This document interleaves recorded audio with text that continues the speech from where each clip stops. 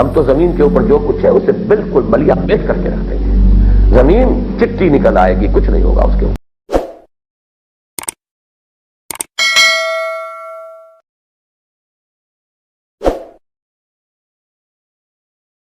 السلام علیکم ورحمۃ اللہ وبرکاتہ. میں ہوں مزمل عبدالرزاق اور آپ دیکھ رہے ہیں یوٹیوب چینل حافظ محمد داؤد. ویڈیو شروع کرنے سے پہلے آپ سے ایک چھوٹی سی ریکویسٹ ہے کہ ہمارے چینل کو سبسکرائب بھی کریں اور بیل آئیکن کو لازمی کلک کریں تاکہ میں آپ کے لیے اتنی پیاری پیاری ویڈیو لاتا رہوں. بیل آئیکن کو لازمی کلک کرنا ہے اور سبسکرائب جو ریڈ بٹن ہے اس کو لازمی کلک کریں.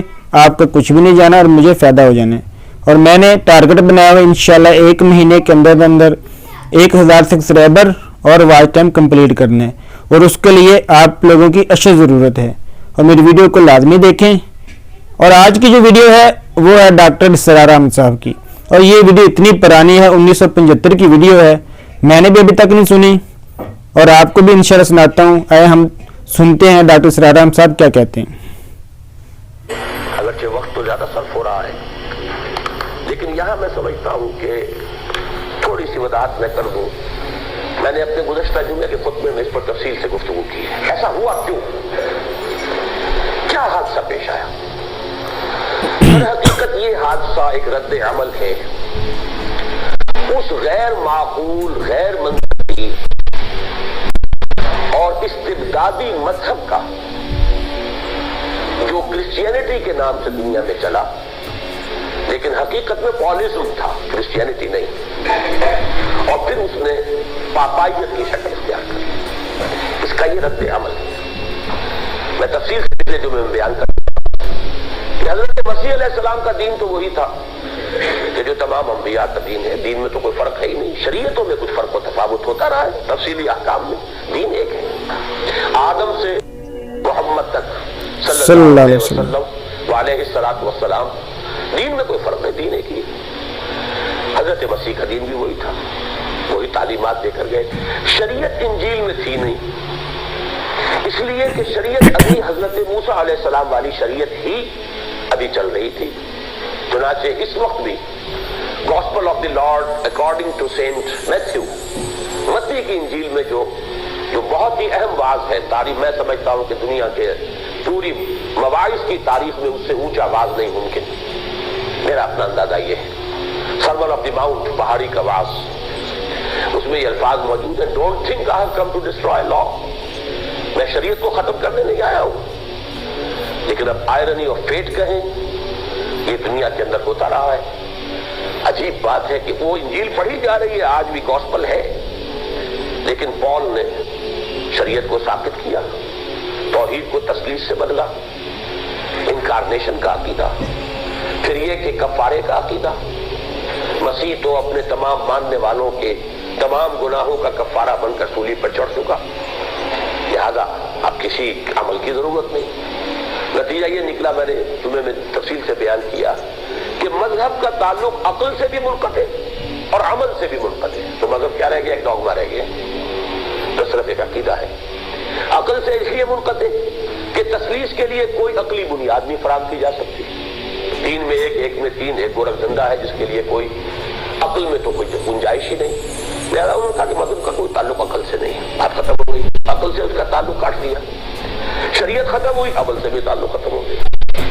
لے دے کر ایک مورل تعلیم ہے, اخلاقی تعلیم, وہ دنیا کے تمام مذاہب کا مشترک ایک معاملہ ہے. اس کا کوئی خاص کسی مذہب کے ساتھ کوئی تعلق نہیں. سچ بولو, جھوٹ نہ بولو, کم نہ تولو, یہ تو سب کی, یہ تو نوع انسانی کے ایک مشترک متاع ہے. اب نتیجہ کیا نکلا کہ جب شریعت ساقط ہو گئی تو ایک خلا پیدا ہوا. اس خلا کو پر کیا پوپ نے کہ اب اسے اختیار ہے جس چیز کو چاہے جائز قرار دے دے, جس چیز کو چاہے ناجائز قرار دے دے, جس چیز کو چاہے لازم کر دے, جس چیز کو چاہے ممنوع کر دے. یہ جو اختیار آ گیا حلت و حرمت کا پوپ کے ہاتھ میں, اس سے یہ ایک مذہب وجود میں آیا جس نے شدید استبدادی شکل اختیار کی ہے. اور استبداد کا تو رد عمل پھر ہوتا. رد عمل جب ہوا تو جب لوگ اس استبداد کے شکنجے سے آزاد ہوئے, انہوں نے مذہب کو اٹھا کے پھینک دیا, پورے کے پورے مذہب کو. یہ صلاحیت نہیں ہوتی عام طور پر لوگوں میں کہ پھر وہ اس وقت تجزیہ کریں اس میں صحیح چیز کیا تھی, غلط کیا تھی. غصے میں آ کے جب کوئی فرد یا کوئی قوم یا کوئی معاشرہ کوئی قدم اٹھاتا ہے تو پھر اس کا فیصلہ جو ہوتا ہے وہ تو بہت ہی جو سمجھیے کہ وہ ایک لا کے اندر اور پورے کے پورے معاملے کو بہا کر لے جانے والی بات ہے۔ نتیجتاً جب سائنس اور فلسفہ یورپ میں اب ڈیولپ ہوا ہے تو اس کی بنیاد میں اللہ کا انکار، آخرت کا انکار، روح کا انکار، یہ گویا کہ اس کی جڑ میں پیوست ہے۔ اس کی بھی جو بڑی پیاری انہوں نے تاریخی وضاحت لکھی ہے وہ میں پڑھ کے سنا رہا ہوں، اس لیے کہ اس کا جو ویڈیو بن رہا ہے ہم اسے اصل میں استعمال کریں گے کہ آئندہ پھر کبھی ضرورت پیش نہ آئے کہ میں خود اس طریقے سے اس کی وضاحت کروں اور یہ چیزیں اس کا ایک انٹیگرل پارٹ بن جائیں، اس کو ذریعہ ہم بنا سکیں آگے اس بات کی وضاحت کے لیے۔ دیکھیے چشتی صاحب نے وہیں لکھا ہے صفحہ 29 پر، تاہم قارئین کی خاطر ذیل میں اجمالی طور پر کچھ اشارات درج کیے دیتا ہوں۔ یہاں پہلی جو عبارت ہم نے پڑھی تھی وہ دلالت کرتی ہے ان کے فلسفے کے مطالعے کی وسعت پر۔ وہاں یہ تاریخ مذہب، خاص طور پر کرسچینٹی کے پوری تاریخ کا جو مطالعہ ہے ان کا، اب یہ دیکھیے چند نکات میں لائے۔ اس میں پہلی بات انہوں نے بیان نہیں کی جو میں نے جمعے میں بیان کی تھی کہ پال نے ایک تبدیلی اور کی تھی حضرت مسیح کی تعلیم میں۔ حضرت مسیح تو یہ فرما کر گئے تھے کہ میں صرف بنی اسرائیل کے لیے رسول بن کر آیا ہوں، اور اپنے شاگردوں کو انہوں نے ہدایت دی تھی، یہ بھی انجیل میں موجود ہے کہ تمہیں تبلیغ کسی غیر اسرائیلی کو نہیں کرنی، میں تو اسرائیل کے گھرانے کی کھوئی ہوئی بھیڑوں کی تلاش میں آیا ہوں۔ یہ تو الفاظ آج بھی ہیں، بڑے پیارے الفاظ ہیں، بڑے خوبصورت الفاظ ہیں، لیکن اس میں پال نے یہ تبلیغ کا دائرہ مسیحیت کا جو ہے بقول یعنی یہ عام طور پر مسیحیت جسے کہا جاتا ہے جو حقیقت میں پالزم ہے، اس دور میں اس حقیقت کو D100 کے مصنف ڈاکٹر مائیکل ہارٹ نے خوب واضح طور پر تسلیم کیا ہے کہ اصل تعلیمات مسیح کی وہ نہیں تھی جو آج مسیحیت کے نام سے، مسیحیت کے عنوان سے پیش کی جا رہی تھی۔ انہوں نے دائرہ وسیع کیا، جینٹائلز جو تھے غیر اسرائیلی لوگوں کے اندر بھی تبلیغ۔ تو ابتدا میں تو رومی شہنشاہیت کا دور تھا اور وہ تھے بت پرست، شدید قسم کے بت پرست۔ انہوں نے بہت مظالم کیے ہیں حضرت مسیح علیہ السلام پر جو ایمان لائے، اور بہت عرصے تک جہاں پال کے ماننے والے چلتے رہے وہاں حضرت مسیح کی صحیح تعلیمات کے پیروکار بھی باقی رہے۔ ہوتے ہوتے وہ صحیح تعلیمات والے جو ہے وہ ختم ہوتے چلے گئے اور پھر عیسائیت صرف پالزم کا نام بن کر رہ گئی۔ تو تقریباً 300 برس تو اس حال میں گزرے ہیں کہ شدید ترین پرسیکیوشن کا سامنا رہا ہے، لیکن یہ کہ یہ تبلیغ کرتے رہے، یہاں تک کہ 300 عیسوی میں قیصر روم کانسٹنٹائن قسطنطین اس نے اس کنفلکٹ کو ختم کرنے کے لیے خود عیسائیت اختیار کر لی۔ یہ ٹوٹل کنورژن ہوئی ہے رومن امپائر کی ٹورڈز کرسچینٹی اور پالزم ٹو بی مور ایکزیکٹ۔ اس کے بعد بھی 200 برس تک بڑی ایک کشمکش چلتی رہی، اور ایک طرف چونکہ یونان وہ تو فکر کا، فلسفے کا، سائنس کا گہوارہ تھا، اب وہ باتیں کرتے تھے عقلی، وہ عقلی باتیں اعتراض بنتی تھی عیسائیت پر، تو ایک کشمکش جب چلی عقل اور ڈوگما کے درمیان، سائنس کے حوالے سے بھی لوگ اعتراض کرتے تھے کیا باتیں تم مانتے ہو، اور عقل اور منطق کے اعتبار سے بھی یہ بیان کرتے تھے۔ تو سن 529 میں جسٹینین نے، اب یہ پڑھیے الف یہاں سے، یہ اس سے پہلے کا حصہ چونکہ یہاں نہیں تھا وہ میں نے بیان کر دیا۔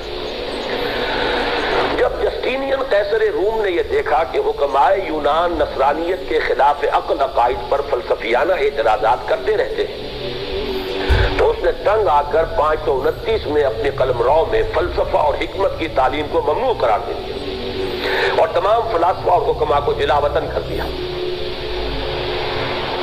اغیار کی طرف سے مطمئن ہو جانے کے بعد نصرانیوں کی زبان بندی اور ذہنی غلامی کے لیے کلیسائے روم کے اساقفہ اعظم یعنی پوپس نے یہ قانون نافذ کیا کہ جو عیسائی کسی مذہبی عقیدے یا کسی کلیسائی فرمان پر اعتراض کرے گا اسے کلیسا سے بھی خارج کر دیا جائے گا اور ملعون قرار دے دیا جائے گا، یعنی جیتے جی اچھوت اور بعد وفات اس کا لاشا بے گور و کفن۔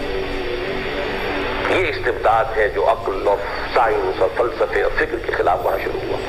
اس لیے ڈیفینڈ کرنا ہے ایسے عقیدے کو، ایسے ڈوگما کو کہ جو معقول نہیں، ریشنلزم کی جو بھی کرٹیسزم ہے وہ اس کو برداشت نہیں کر سکتا۔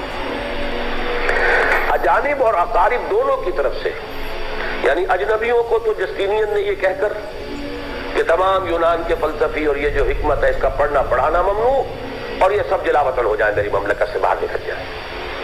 اچھا، جو کچھ تھوڑے بہت جراثیم رہ گئے تھے اپنوں میں، عیسائیوں میں، ان کی وہ پوپ کی طرف سے جب آ گیا، ڈیکری آ گئی، اس کا فرمان آ گیا، تو اس کا بھی دروازہ بند کر دیا کہ دیکھ لو اگر ذرا بھی زبان کھولی تو اچھوت بنا دیے جاؤ، ملعون اور مقاطع، بائیکاٹ۔ اجانب اور اقارب یہ دونوں اس لیے کہا انہوں نے، دونوں کی طرف سے بے فکر ہو جانے کے بعد کلیسائے روم نے خلاف عقل عقائد، اس میں جو نوٹ ہے ان کا، مثلاً یہ خلاف عقل عقائد کیا ہے؟ ڈوگماز۔ نمبر 1 مثلاً وہ تثلیث جس کی روح سے خدا بیک وقت و بیک جہت اور بیک حیثیت و بیک اعتبار ایک بھی ہے اور 3 بھی ہے، نیز وحدت بھی حقیقی ہے اور تثلیث بھی حقیقی ہے۔ اب کیسے بتائیں اس کو؟ نمبر 2 تجسم، انکارنیشن، جس کی روح سے کلام لوگوس جو خدا کے ساتھ بھی ہے اور